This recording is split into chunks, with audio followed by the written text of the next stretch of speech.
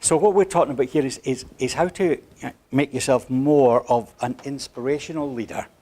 And that's really about trying to get people to believe in your cause, what you're trying to do in the business. Every single one of you has got really high growth levels.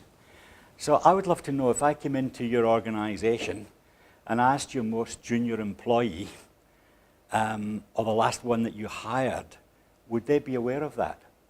And would they know what their role is in helping you and the business to achieve its goals? My experience has been that that doesn't get down the organization. So I used to run, did any of you do a day in my shoes in your organization? It's something I stole from Southwest Airlines. So to make sure you're still grounded, particularly if your business is growing, you actually take a day or two out of your life and you go in the organization and spend a half day or a day with various people just seeing what it's like at the front line. So board of Southwest Airlines, every one of them will do a stint on baggage handling, check-in, whatever. And of course you pick up on that all the little nuances of what's happening in the organization. So I was doing the same in my charity, and we were selling our potatoes to Asda when Archie, Norman and Leighton came in. And so I was throwing these bags of potatoes off at a store in Altrincham. And I said to the two guys in the receiving bay, have you seen your new governor yet? Oh yeah, he said, he was down here a week ago. He said, you know what we're going to do? And he rhymed off 5 things that the organisation was going to do under their leadership. Whew. And then we went on, and I think the next door was Wimslow.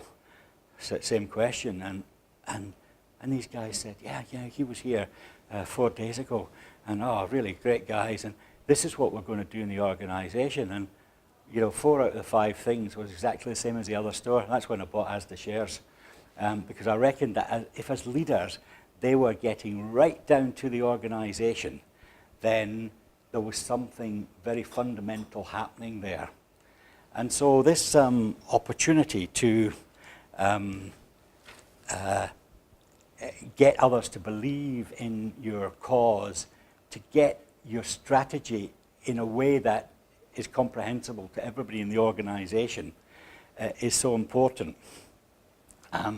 The other thing is I'm doing some work around this engagement project, and we're looking at a difference between good and great companies in engagement. And 2 features are coming out exceedingly strongly that differentiate the great from the good in engagement terms. And I'm passionate about engagement.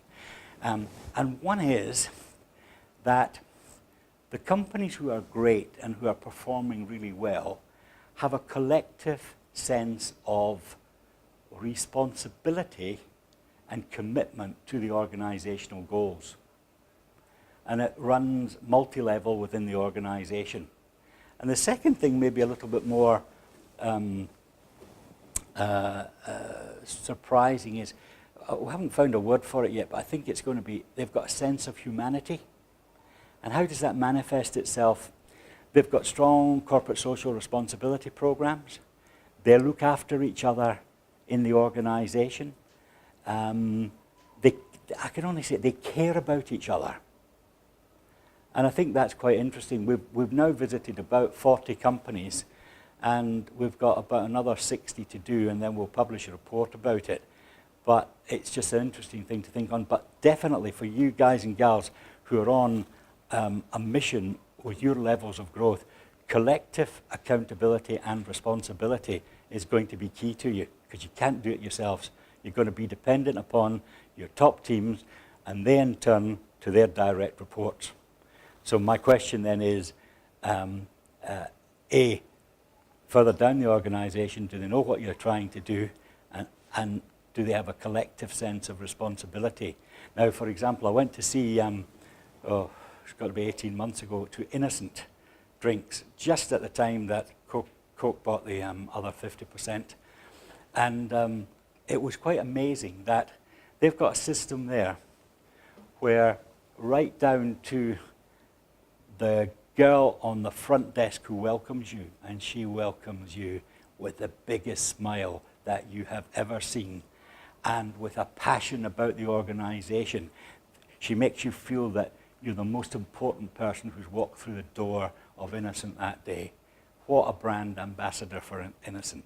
But they have a system right down to her as an individual of what their top 5 goals are in the organization. And obviously they're different at different levels. And they have a traffic light system, and green, amber, and red, where they self-score themselves in terms of where they are with fulfilling their 5 key goals. And then the check and balance on it is that their leaders just check to make sure that nobody's kind of fudging the figures, as it were, and that they're being objective about it. If they've moved into amber on any, then the strength of the organization comes round them to help them get back into green. If they go into red, again, the strength of the organization comes round them to get them up into amber and up to green. If there's consistent red, in spite of the fact that you might think Innocent is a huggy, lovable organization, very green, you have a conversation in the exit room or a walk in a park. A walk in a park being a relatively short walk because there's not much to say other than goodbye. And that's the way that they make sure that there's collective responsibility right through the organization, and there's feedback, and of course there's help as well.